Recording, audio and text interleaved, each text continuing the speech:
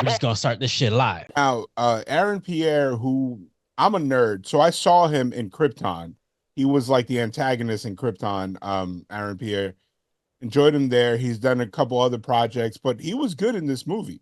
Yeah. Like it's crazy how like just out of nowhere these guys that were doing smaller parts just come in and like they show they could be a leading man. Yeah. Now, this movie was great, but let's be honest, it really went leaps and bounds to like not be too violent on his end. Like to the point that it made no sense at a certain point in time in the movie, but that we'll get to that. Yeah. No, I thought he did very good in this movie too. Like I wasn't sure where he came from. I didn't know, like, obviously I didn't have the history with him that you looked up, but when I saw him and I was watching him, I was like, man, he's like he's kind of like who's the dude that's in Power? You talking about Ghost? Yeah. I know who you talking about. Yeah, they can kind of encapsulate the same word. I imagine they out there auditioning for the same roles.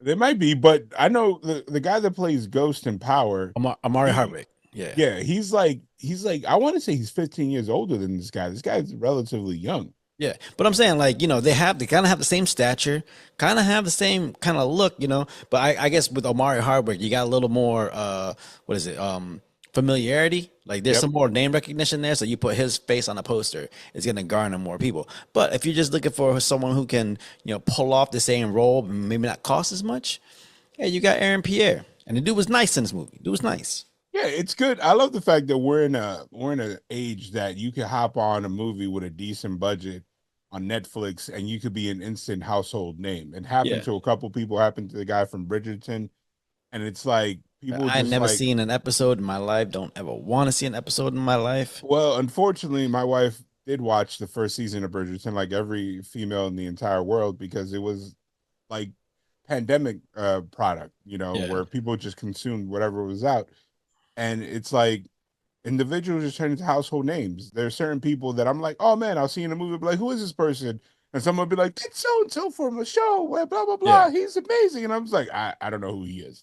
Well, it's like homie from Squid Games.